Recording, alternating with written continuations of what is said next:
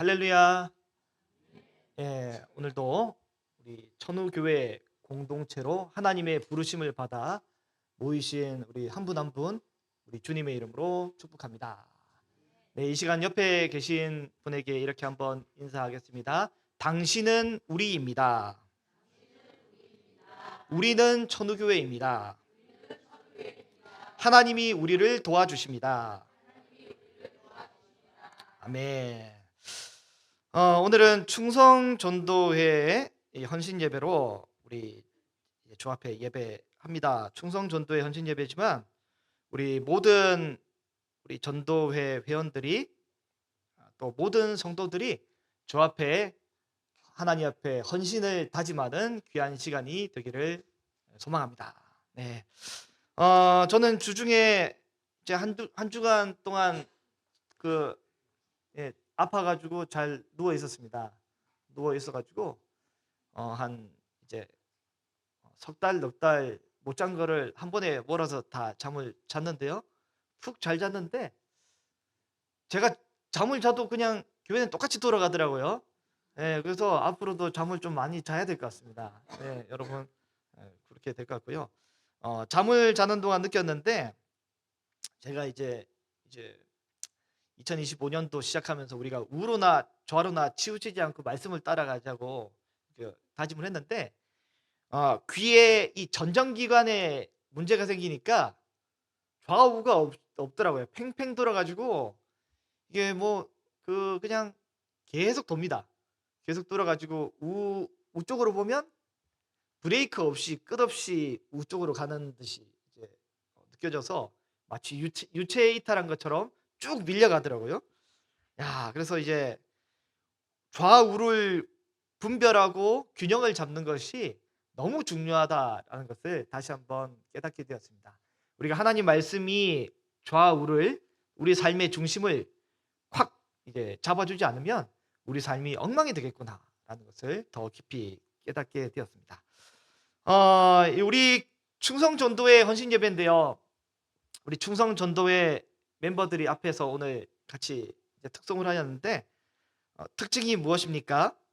우리 다른 분들도 많이 헌신하고 섬기시지만 우리 충성전도회 분들이 교회에서 어쩌면 가장 많은 시간들을 투자하시고 또 어쩌면 가장 많은 영향력을 끼치고 있는 분들이 아닌가 싶습니다. 교회뿐만 아니라 사회와 삶에 있어서도 가정에서도 가장 입김이 세고 또 영향력이 많으신 분들이 바로 이분들이 아닐까라고 생각을 합니다. 인생의 여정 중에서 어떻게 보면 제일 노련미가 있고 또 관록 있는 모습을 보일 때가 우리 충성전도회의 연령층이 아닐까라고 생각을 하게 됩니다. 관록이 뭡니까? 관록, 제가 이제 사전을 찾아봤는데 어떤 일에 있어서 상당한 경력으로 생긴 위엄과 권위, 이게 관록입니다. 어떤 일에 있어서 상당한 경력으로 생긴 위엄과 권위. 그래서 한자를 보면 이 꿰일 관자를 쓰는데요. 꿰다, 뚫다. 그래서 이제 관통하는 것이 이 관자를 씁니다. 녹은 뭐냐면 녹봉, 관리의 녹봉 혹은 이 복이나 행복을 뜻하는 녹을 쓰는데 이 관록의 연령을 입은 이분들은 어때요? 경력으로 모든 것을 뚫어볼 수 있고 또 동시에 인생의 어떤 것을 이제 꿰뚫을 수 있을 만한 그런 기본적인 역량을 갖춘 연령이 바로 이 충성전도의 연령이지 않을까라고 생각을 하게 됩니다. 우리 성도님들, 이제 목사님들 중에서도 이제 충성전도회쯤 되는 연령의 목사님들은 보통이 아닙니다. 베테랑입니다. 그래서 소위 말하면 이 짬밥이라 그러죠. 이제 그게 있기 때문에 한번 훅 보면 다 압니다. 한번 쫙 바라보면 모든 것을 관통해서 알 수 있을 만한 기본적인 역량이 그 연령층이 되면 갖춰지게 됩니다. 살짝 보면 주중에 문제가 있었구나. 살짝 보면 이제 그 상담이 좀 필요한데 이런 게 딱 관록의 연령이 되면 관록이 있으면 보이잖아요. 저는 잘 안 보일 때가 많아요. 그리고 금요기도에 우리 몇 분 사실 오지도 않지만 저는 몇 분 왔는지도 잘 안 보이거든요. 근데 이 관록이 있으신 분들은 어때요? 내가 주께로 지금 가오니 12명 딱 이렇게 파악이 됩니다. 근데 이게 안 되는 사람은 어떻게 돼요? 내가 이러면 이제 넘어가 버리는 거죠. 이게 안 돼요, 안 돼요. 관록이 쌓이면 관록이 있으면 경력 때문에 이게 다 되는 거잖아요. 관록이 굉장히 좋은 겁니다. 언제 좋냐면 내적으로 잘 갖춰져 있을 때 굉장히 좋죠. 내적으로 충분히 갖춰져 있지만 한 번에 그거를 통찰력 있게 바라보고 한 번에 해결할 수 있는 지혜가 있기 때문에 관록이 굉장히 좋지만 또 관록이 굉장히 위험할 때가 있습니다. 내적으로 하나도 갖춰지지 않았는데 그냥 이 인간적인 지혜와 인간적인 방법으로 훅 하고 넘길 수 있을 만한 역량이 관록에서 나오기 때문에 굉장히 위험합니다. 그렇기 때문에 오늘 충성전도회 회원들과 또 함께 예배하는 저와 여러분 모두가 기본적인 이 내적인 역량을 갖추신 이후에 이 성숙함과 통찰력들이 우리에게 충만하게 갖춰져 성숙해지기를 우리 간절히 소망합니다. 예. 오늘 함께 나누실 때 우리가 첫 번째 우리 나눌 것은 뭐냐면 함께 따라했으면 좋겠습니다. 모두가 좋은 이웃입니다. 네, 우리 누가복음을 보고 있잖아요. 누가복음은 누가 기록을 했다고 했습니까? 바로 의사인 누가인데 성경에 보니까 뭐라고 인용이 되어 있냐면 이 누가는 굉장히 사랑받는 의사라고 기록이 되어 있습니다. 그리고 사랑스러운 그 마음으로 여러 사람들에게 대할 만한 좋은 인격을 갖춰 있겠죠. 그리고 섬세한 역사 기록가이기 때문에 굉장히 세밀한 부분까지 잘 기록이 되어 있습니다. 그래서 우리 성도님들 성경을 읽으실 때 같은 사건이라도 나중에 좀 이따 설명하겠지만 이 사건이 요한복음에 기록되어 있을 때랑 누가복음에 기록되어 있을 때는 같은 사안인데 전혀 다른 내용입니다. 저자와 독자를 알아야 해석이 명확하게 되는 거잖아요.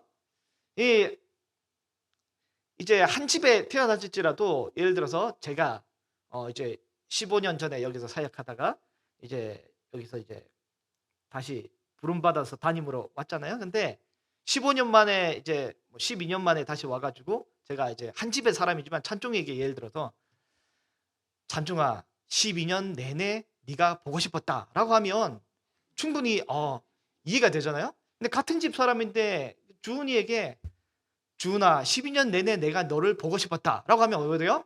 남편이 화가 날 수가 있습니다. 뭐지 이게? 저자와 독자가 명확하지 않으면 이 성경이 같은 책이라도 오해가 생깁니다. 그렇기 때문에 이게 굉장히 중요한 거잖아요. 독자가 누구입니까? 데오빌로를 비롯한 이방인 독자를 위해서 기록되어 있는데 특별히 종교적으로 아주 유대 사회에서 배제되었던 이방인이 타켓이고요. 또 이방인 중에서도 여자, 과부, 환자, 세리 사회적으로 소외된 자가 타켓이란 말이죠. 그 모든 사람이 차별 없이 그리스도 예수의 복음 안에 들어올 수 있다가 누가복음의 내용이지 않습니까? 이게 누가복음의 큰 틀입니다. 근데 오늘 이 누가복음은 또 큰 문맥 속에서는 뭐냐면 예수님이 지금 이 갈릴리에서 사역하시는 시기가 아니라 뭐냐면 예루살렘으로 올라가고 계신 그 단계입니다. 그래서 굉장히 예수님은 지금 촉박하고 다급합니다. 인생을 지금 마무리하고 계십니다. 지금 이 제자를 부르시는 초반 단계가 아니란 말이죠. 예수님은 이제 마무리를 하려고 하고 계세요. 그래서 예루살렘을 가고 계신데 그때 오늘 율법 교사를 만나는 사건이 첫 번째 사건이고, 두 번째 사건은 이 마르다의 집에 초대를 받아서 가는 사건입니다. 이때 우리 주님이 우리에게 주시는 첫 번째 교훈이 뭐냐면 모두가 좋은 이웃이 되어야 된다는 것을 우리에게 주십니다. 율법 교사를 만나는데요.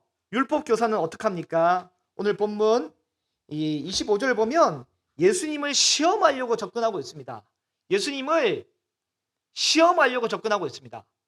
좋은 의도입니까? 나쁜 의도입니까? 어려운 질문입니까? 나쁜 의도잖아요. 맞죠? 예, 만약에 누가 시험하려고 접근하려고 어떻게 해야 돼요? 예, 보통 우리는 일단은 방어 태세를 구축해야 됩니다. 이 사람이 뭔 말에 꼬투리를 잡아서 나를 넘어뜨릴지 모르니 마음에 이 이렇게 대비를 해야 되잖아요. 굉장히 준비를 잘해야 됩니다. 근데 예수님은 이 율법 교사를 대할 때 이 율법 교사에 대해서 굉장히 날카롭게 받아치거나 그러지 않고 오늘 본문에 등장한 예수님은 어떻게 했냐면 이 율법 교사에 대해서 굉장히 친절하게 응대를 해 주십니다. 이 율법 교사가 뭐라고 합니까? 무엇을 해야 영생을 얻겠습니까? 라고 예수님께 질문하는데 예수님이 이제 너는 영생이고 뭐가 필요 없다. 넌 가라. 라고 하지 않으시고 그 26절을 보면 물어봅니다. 율법에 뭐라고 기록되어 있는지 너는 어떻게 읽었냐라고 친절하게 예수님이 물어봅니다. 그랬더니 이 사람이 어떡합니까? 정답을 이야기하죠. 27절은 같이 한번 읽어볼까요? 시작. 대답하여 이렇게.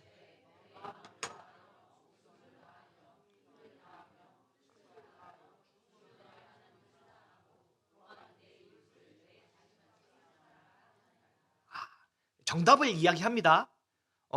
이 필기 시험의 100점짜리 정답을 이야기합니다. 더할 것이 없습니다.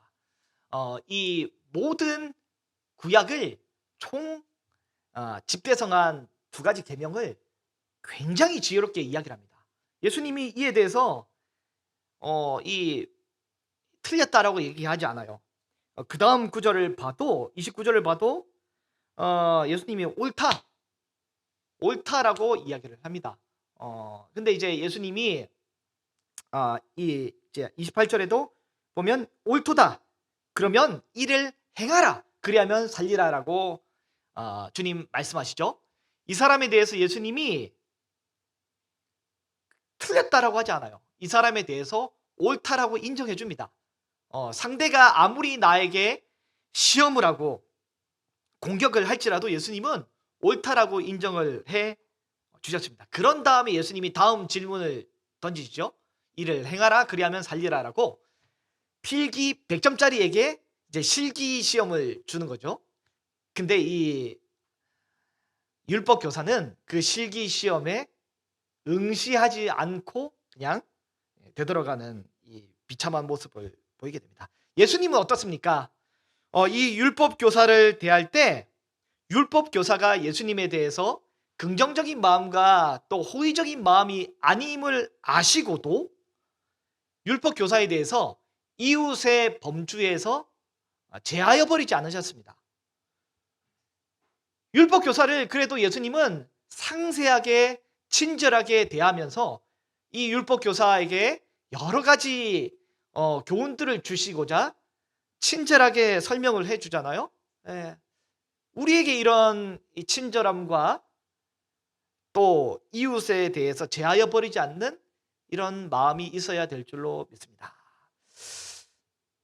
사실 이런 것들이 사실은 교회에서는 잘 되는데 저는 이제 가정에서는 잘 안 되는 것 같아요. 예, 교회에서 누군가 저한테 물어보면 이렇게 저렇게 친절하게 대답하는데 가정에서는 아니 난 그 다음에 얘기하고 너무 힘드니까 아이고 그냥 됐습니다라고 하면서 어쩌면 이게 친밀한 관계라서 그런지 이웃에게서 제하여 버리는 경우도 있고 또 때때로 외부의 사람들이 나에 대해서 공격해 올 때 여기에 대해서 친절하게 응대해 주기보다는 이 사람은 나의 이웃에서 벗어난 존재이다라고 아예 제하여 버리는 경우가 있는데, 우리 주님은 그러지 않으셨습니다.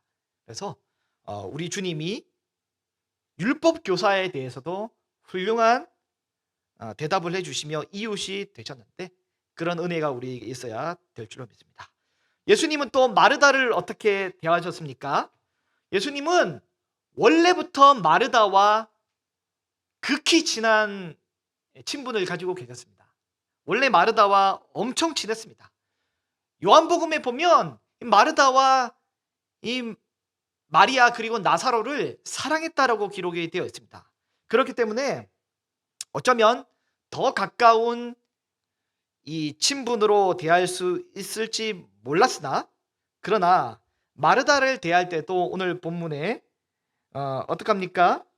38절을 보면 예수님이 길을 가다가 마르다라 한 집에 들어갔는데, 이 집에서 식사를 하고 있는데 지금 두 모습이 보입니다. 마르다는 열심히 일만 하고 있고, 마리아는 예수님 앞에서 앉아서 말씀만 듣고 있습니다.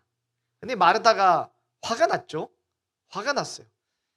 마리아도 좀 나를 도와서 같이 이 일을 감당해 주면 좋겠는데, 이 사람은 앉아서 말씀만 듣고 있고 언니만 혼자서, 내가 언니인데 지금 그 젊은 것이 철이 없이 앉아 있고 언니는 지금 일하고 있는데 너무 지금 억울한 것 같아요, 마르다는.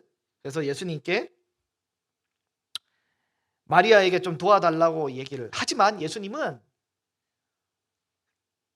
선명하게 선을 긋습니다. 무엇이 옳고 그른지 선을 긋습니다. 마리아가 좋은 편을 택했기 때문에 마리아는 지금 그대로 있고, 마르다야 네가 그렇게 일을 하는 것은 네가 선택했다라고 선을 그어버립니다.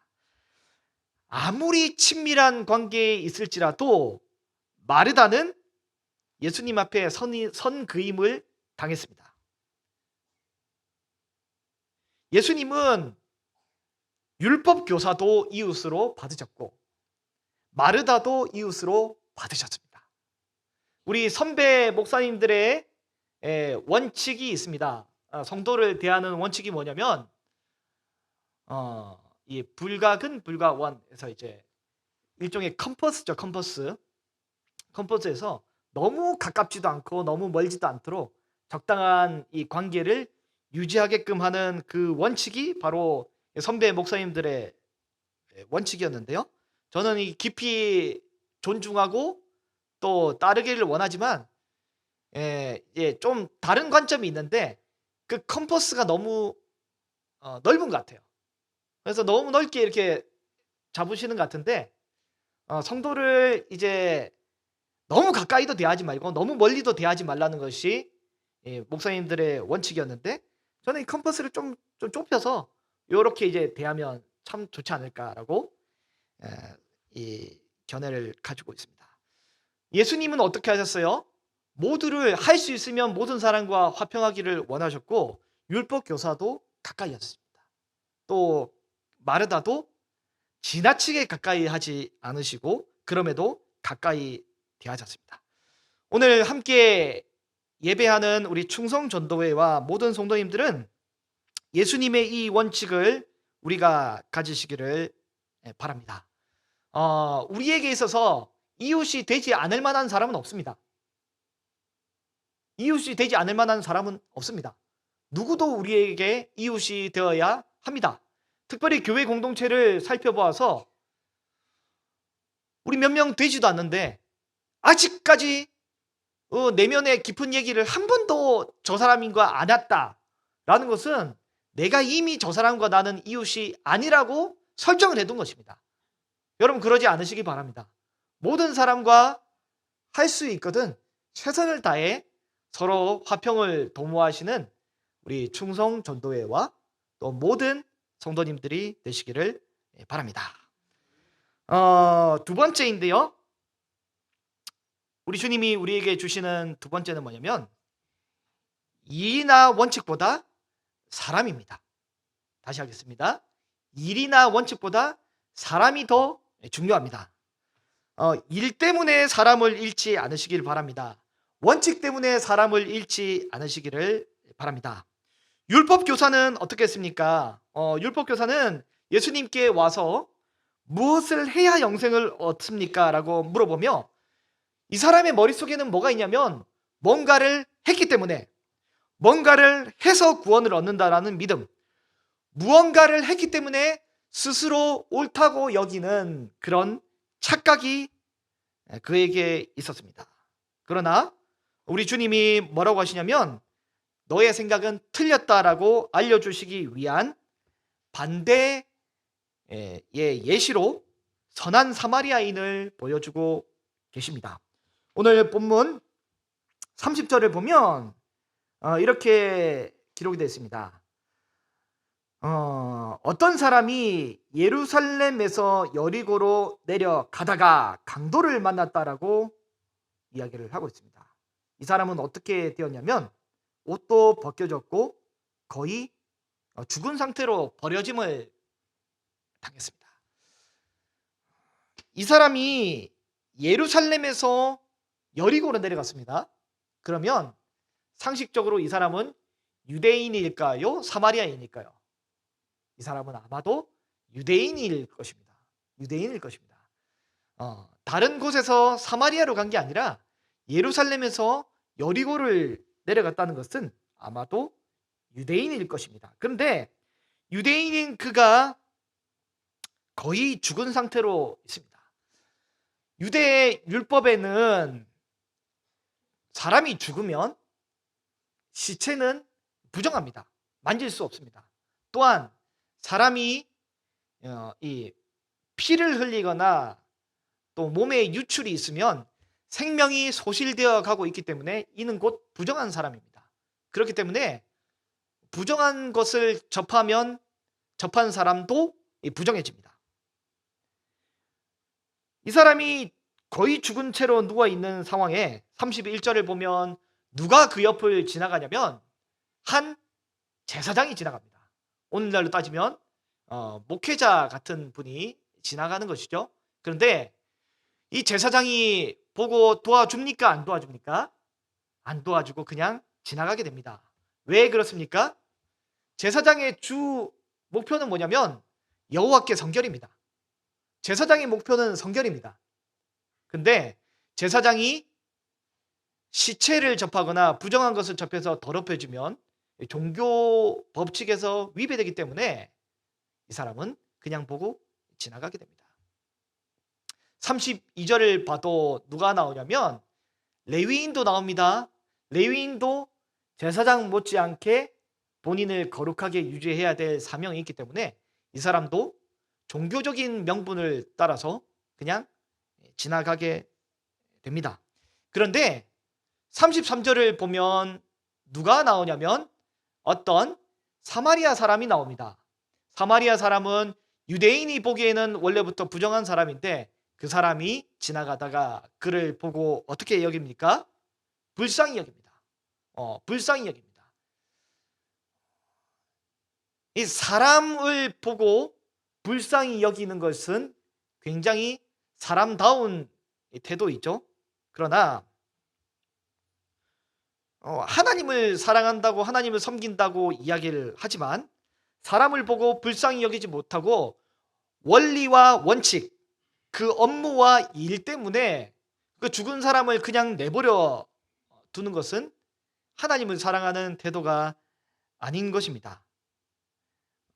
율법 교사는 그냥 이 율법 교사의 머릿속에는 도무지 상상이 되지 않을 만한 이웃이 바로 이 사마리아인인데 사마리아인은 어떻게 했습니까?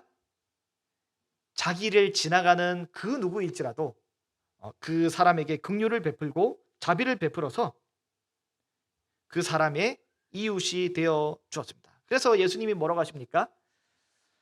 누가 진짜 이웃이냐? 누가 진짜 이웃이냐? 라고 물어봤을 때 진짜 이웃이 누구냐면 자비를 베푼 그 사람이 진짜 이웃이 되는 것입니다. 하나님의 사랑을 입어 예배를 잘 드리는 사람이 진짜 이웃이 아니라 누가 진짜 이웃이 되냐면 한 사람이 아프고 힘들고 고통에 놓여 있을 때 그 사람을 도와주는 사람이 진짜 이웃이 되는 것입니다. 여러분, 성경 공부를 잘 인도하고 많은 지식을 잘 알려주는 것이 좋은 교회 성도가 아닙니다. 좋은 교회의 이웃은, 교우는 누구입니까? 힘들고 아픈 사람에게 있어서 정서적으로, 육체적으로 힘들 때 따뜻한 마음으로 위로와 도움이 되는 사람이 진짜 좋은 성도고 좋은 이웃이 되는 것이지 않습니까? 예수님이 율법 교사에게 알려줍니다. 이렇게 하는 사람이 진짜 이웃을 사랑하는 사람이고 하나님을 사랑하는 사람이다라고 알려주고 계십니다. 마르다에게선 어떻습니까? 마르다는 무언가를 더 해서 예수님에게 기쁨이 되고자 하였습니다. 무언가를 더 할 때 예수님에게 기쁨이 되고 이로 인해서 자기가 또 만족감을 느끼게 되는 것이죠. 근데 예수님이 알려주십니다. 마르다야, 너는 그것이 잘못되었고 옳지 않고 마리아가 옳다라고 알려주고 계십니다. 마르다는 자기 오라버니를 살려주신 예수님이 너무 좋았습니다. 어쩌면 인간적인 마음으로 인간 예수님을 너무너무 좋아하고 사랑했을지 모르겠습니다. 그 사랑으로 예수님을 사랑하는 것은 사실은 잘못된 것이 않지만 더 나은 사랑이 있는 것이죠. 마르다는 인간 예수님을 사랑했더라면 어쩌면 이 마리아는 하나님이신 예수님을 더 사랑한 것으로 오늘 본문에 표현이 되고 있습니다. 진정한 이웃 사랑은 어디서 나오냐면 하나님을 사랑하면서 출발한, 거기서 나온 것이 진정한 이웃 사랑이 되는 것이죠. 근데 율법 교사는 율법에 치우쳐서 하나님을 사랑하지도 못했고 이웃을 사랑할 만한 능력이 없었습니다. 마르다는 인간된 예수님을 너무 사랑하여서 하나님이신 예수님을 바라볼 수 있는 관점이 지금 없었던 것이죠.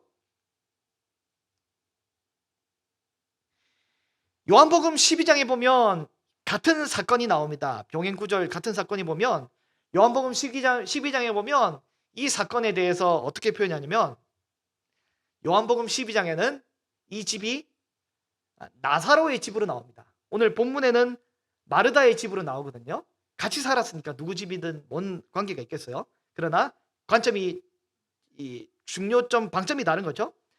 요한복음 12장에는 어떻게 되어 있냐면 이 사건이 죽은 나사로를 살려서 마리아가 예수님에게 너무 고맙고 감격하고 나의 죄를 용서해 주시는 그 예수님에게 너무 감격하여서 예수님의 발치에 앉아서 눈물로써 예수님의 발을 닦아냅니다. 이 사건에 대해서 예수님의 발치에 앉아서 나를 용서해 주시는 예수님, 이제 십자가에 달리실 그 예수님의 장례를 준비하며 눈물로서 예수님의 발을 씻고 향유를 붓습니다. 이 사건이 이 집안에서 일어나고요. 오늘 누가복음 10장에서는 어떻게 됩니까? 마르다의 집이라고 기록되어 있는데 이때는 나사로는 생략되어 있습니다. 요한복음에는 마르다가 생략되어 있고요. 오늘 본문에는 이제 나사로가 생략되어 있고 마르다의 집에 초대했는데 마리아는 예수님의 발치에 앉아서 말씀을 듣고 있는 것으로만 보이고 마르다는 열심히 일하고 있습니다. 그 안에서 어떤 아름다운 일이 벌어지고 있는지 밖에 있는 마르다는 상상하지도 못하는 것이죠. 근데 교회 내에서 보면 이 마르다와 같은 일이 때때로 우리에게 많이 있지 않습니까? 우리 교회의 장점과 특징이 뭐냐면 가능한 사역들을 하나씩만 하기로 굉장히 성경적인 원칙을 따라서 우리가 일하고 있지 않습니까? 그래서 일에 너무 함몰되고 일에 너무 몰입되지 않도록 우리는 여러 가지 이 장치를 하고 있지 않습니까? 일에 몰입되고 함몰되면 그 집안에서 예수님과 마리아 사이에 벌어지고 있는 그 은혜, 그 향유를 붓고 또 나의 장례를 예비하는, 예수님의 장례를 예비하는 그 놀라운 은혜가 십자가의 사건이 보이지 않는 것입니다. 그래서 우리 주님이 뭐라고 하십니까? 마르다에게 한 가지만 필요하다. 한 가지만 필요하다. 라고 이야기를 하고 있습니다. 오늘 본문 42절에 보면 몇 가지만 하든지 혹은 한 가지만으로도 족하다라고 기록이 되어 있지만 다수의 권위 있는 이 성경 사본에는 어떻게 되어 있냐면 한 가지만 하는 것이 좋겠다라고 기록되어 있습니다. 마리아는 그 좋은 한 가지를 선택한 것이고요. 어떻게 됐습니까? 예루살렘으로 가시는 길에 이제는 예수님을 다시는 볼 수 없습니다. 예수님에게 마르다가 좋은 마음으로 이 상다리가 부러지도록 좋은 마음으로 이 극진한 마음으로 이 좋은 음식들을 대접하는 그 마음 왜 모르겠습니까? 그런데 예수님에게 지금 이것이 중요한 것이 아니에요. 예수님 지금 마지막 길을 가고 계세요. 예루살렘으로 올라가는 마지막 길을, 어쩌면 다시는 안 볼 만한 이런 사안인데 상다리가 부러질 만큼 식사를 잘 차려주는 것보다 더 중요한 것은 마리아처럼 예수님의 발치에 앉아서 향유옥합을 부으며 그 십자가의 고난의 그 마지막 그 길, 나를 위해 내 죄를 용서해 주기 위해 한 걸음 한 걸음 나아가시는 그 길, 그 길을 대화를 나누고 그 복음을 듣고 앉아있는 그것이 어쩌면 더 중요한 것이 아닐까라고 지금 예수님이 아주 강하게 이야기를 하고 있는 것입니다. 일보다도 더 중요한 것은 이 관계입니다. 일보다도 더 중요한 것은 예수님입니다. 그래서 우리 충성전도회와 모든 성도님들은 많은 일들, 교회 일뿐만 아니라 사회의 일뿐만 아니라 가정의 일뿐만 아니라 모든 일들을 통칭해서 이 일에 몰입되고 몰입하여서 이 본문에 보면 어떻게 됐냐면 마음이 분산돼서 정신을 못 차렸다고 되어 있어요. 그러지 마시고 이것보다 더 중요한 것은 예수님을 붙잡는 것입니다. 우리에게 그 어떠한 것보다 더 중요한 것은 일보다 원칙보다 예수님을 더 붙잡고 사랑을 더 붙잡는 것이 가장 중요한 것을 우리가 기억하여 주시기를 부탁드리겠습니다. 마지막 짧게 세 번째로 드리면 우리는 그냥 이웃 사랑을 하는 것이 아니라 하나님을 사랑하는 것을 근거로 하여 이웃을 사랑해야 됩니다. 율법으로 꾸역꾸역 억지로 이 율법학자가 이웃에게 자기가 생각하는 이웃에게 쌀 한 포대 갖다 주고 율법으로 억지로 그냥 선행을 베푼다고 그것이 어떻게 이웃 사랑이 되겠습니까? 우리 주님이 원하는 이웃 사랑은 하나님의 사랑이 충만한 가운데 자연스럽게 흘러가는 그런 이웃 사랑이 참된 이웃 사랑인 것을 우리 주님이 오늘 알려주고 계십니다. 마르다는 어땠습니까? 인간 예수님을 너무너무 사랑해서 예수님의 그 선포되는 하나님의 말씀을 발치지 않는 것이 중요한 것이 아니라 인간 예수님에게 이 고기 한 점 더 대접하는 것이 더 중요했기 때문에 그 본질을 잃어버린 것이잖아요. 가장 중요한 사랑은 마리아처럼 하나님의 사랑에 감격하여 십자가 사랑과 구원에 감격하여 예수님에게 자신의 가장 귀한 향유를 깨뜨려 드리는 그것이 바로 가장 귀한 이웃사랑인 줄로 믿습니다. 그런 은혜가 우리에게 있어야 될 줄로 믿습니다. 말씀을 한번 정리하겠습니다. 율법 교사는 무언가를 해서 구원을 얻고 무언가를 해서 우리 주 앞에 자기의 옳음을 인정받으려고 했습니다. 잘못했습니다. 잘못된 생각입니다. 그래서 우리 주님이 율법과 전혀 관계없지만 사랑을 실천한 선한 사마리아인을 보여주셨습니다. 마르다도 어떻게 했습니까? 무언가를 해서 우리 주님을 더 대접하려고 했습니다. 우리 주님만 오신 게 아니라 12제자와 70명이 왔는데 이 대접하는 것이 보통이 아니지 않습니까? 더 하고 싶었어요. 그러나 이 일이 너무도 과도해서 주님 자체에게, 예수 그리스도에게 하나님 앞에 예배하는 것에 집중을 하지 못한 것이죠. 반면에 마리아는 일보다도 우리 주님께 먼저 집중하였기 때문에 진짜 값진 예수님 사랑을 실천할 수 있었습니다. 향유를 부어 드린 그 일에 대해서 복음이 전파되는 곳곳마다 이 여자가 나에게 행한 일을 반드시 알려달라고 우리 주님이 말씀을 하셨지 않습니까? 우리 오늘 본문에 통해서 우리는 뭔가를 하는 것보다, 뭔가를 해드리는 것보다 더 중요한 것이 있다는 것을 알았습니다. 진짜 하나님을 사랑하는 것과 진짜 이웃을 사랑하는 이것이 제일 중요한 것이죠. 무언가 하는 것보다, 해드리는 것보다 더 중요한 것은 진짜 하나님을 진짜 예배를 통해 사랑하고 그를 통해 얻은 이 힘과 에너지로, 은혜를 기반으로 진짜 이웃을 사랑하는 것이 우리에게 가장 중요한 것입니다.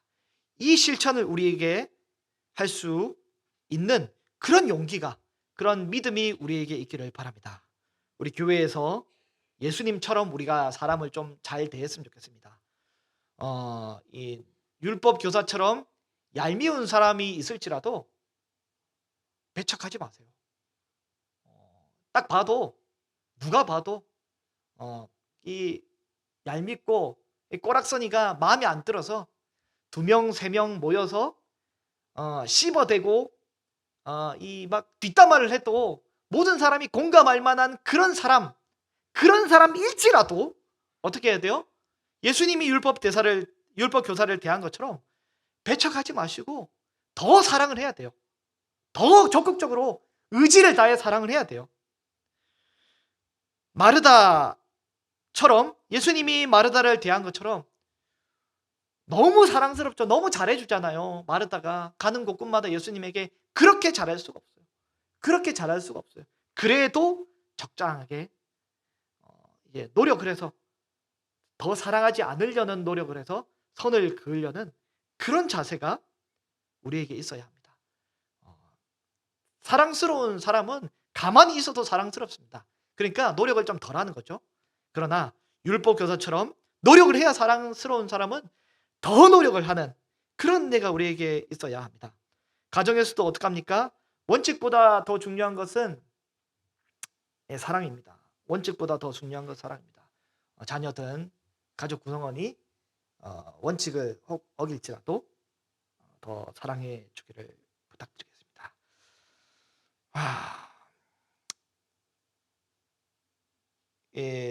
다른 이제 교파 교단에서는 뭐 우리 사순절을 지키기도 하지만 우리 합동교단에는 사순절을 지키지 않습니다. 이제 그 다른 교단에는 이제 사순절에 그 일회용품을 쓰지 않고 또 세계의 어떤 그 지구가 온난화되지 않도록 요즘에 노력하는 것이 나름의 이슈인데, 저는 여러분 이 소위 말하는 사순절 기간에 저는 일회용품을 잔뜩 샀습니다. 왜 그런지 아십니까? 여러분 그간에 그 김모 권사님, 모 길래 권사님을 비롯해서 이제 소수가 교회에 이제 손도 불편하신데 화장지 청소를 그렇게 고생해서 하셔가지고 제가 계속 마음이 너무 아팠어요. 근데 제일 힘들었던 게 뭐냐면 여기 청소하시고 화장실도 청소하시고 제일 마지막 단계에 걸레를 빠는 거거든요. 걸레를 빠셔가지고 그것 때문에 제일 오래 걸려요. 저는 마음이 아파서 그 걸레를 치워버리자고 했어요. 그래서 일회용품 원칙도 중요하지만 여러분 걸레 한 장 제가 계산해 보니까 138원이더라고요. 두 장, 석 장 써도 1년 써봤자 우리 얼마 돈 안 들어요. 1년 뭐 싸면 5만 원, 많으면 이제 10만 원 안쪽이면 한 사람이 편할 수 있고 온 교회가 편할 수 있습니다. 그래서 우리 청소도 돌아가면서 하기로 했잖아요. 이제 바닥 청소도 제가 일회용품을 가져왔어요. 이 전동 청소기에다가 이 일회용 걸레를 붙여가지고 돌리면 다 돌리면 한 장 그것도 모르겠어요. 이 136원인가 얼마 안 돼요. 그 일회용품을 쓰면 한 영혼이 온 교회가 이 사람이 편한 거죠. 원칙보다 더 중요한 것은 이웃 사랑입니다. 저는 이 이웃 사랑이 더 중요하다고 믿고 있습니다. 여러분, 어떤 원칙이 우리를 가로막고 원칙이 이웃 사랑을 막아버리면 큰일 나는 겁니다. 우리는 우리의 율법에 또 생각의 범주를 넘어서 적극적으로 최선을 다해 하나님 사랑 그리고 이웃 사랑을 실천할 수 있는 저와 여러분이 되시기를 소망합니다.